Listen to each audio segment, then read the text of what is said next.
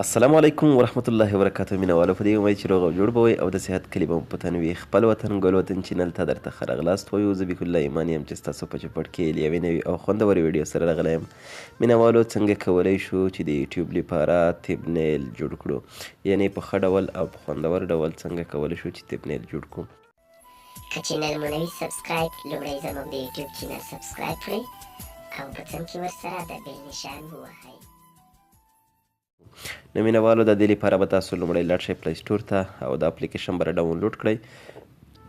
ولې چې ما له مخکې د اپلیکیشن راډاونلوډ کړی تاسو ته به زه تصویر درښکاره کړم دا تصویر دی دا به تاسو په یوټیوب بلکې په پلی سټور کې به یې ورکئ او راډاونلوډ به یې کوئ او کله مو چې ډاونلوډ کړو تاسو به یې خلاص کړئ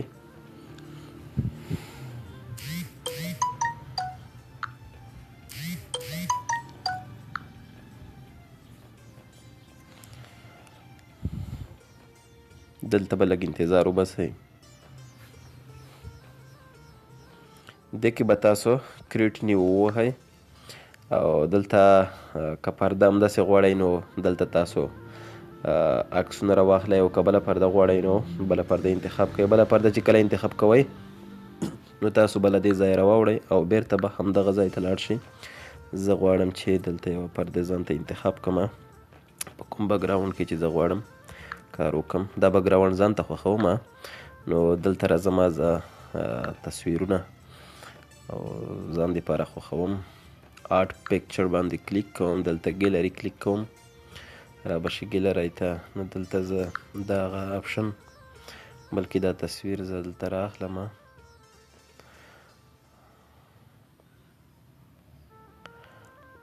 دا داسې لګوم تاسې کولی شئ چې وړه وړه تصویرونه هم ولګوئ زه فقط ستاسو لپاره د طریقه ښیم را به شئ دلته به تاسو آرټ ټیکسټ باندې کلیک وکئ دلته زه لیکم چینل ضرور در سره د مې کلیک کړ اړ مې کړ غواړم چې دې ته لوکس ډیزاین ورکړم زه داسې راوړم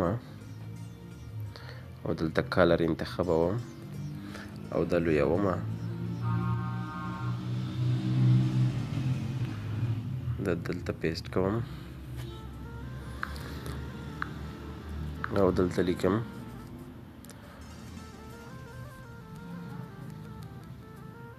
سبسکرایب کړئ او دا اټکوم راځم دې ته هم ډیزاین ورکوم دې ته دا ډیزاین ورکوم غواړم دا هم لوی کړم بس کله مو چې جوړ کړ دلته به راشئ دې باندې به کلیک وکړئ او دلته به ډاونلوډ جی پی جي باندې کلیک وکړئ نو دا دی ما سیو کو اوس زه ګورم ګیلرۍ کې چې آیا زما تصویر چې دی دا سیو شوی یا نه بالکل سیو شوی زما تصویر دا دی بالکل په مکمله توګه دلته راغلی نو تاسو کولی شئ دا تبنیل جوړ کړئ نو مینوالو که ویډیو مو خوښوي لایک او شیر یې کړئ او که چا زموږ د یوټیوب چینل نوي سبسکرایب حتما یې سبسکرایب کړئ دا چې زه بیا حاضرېږم تر هغې په پاک رب سپارم دی الله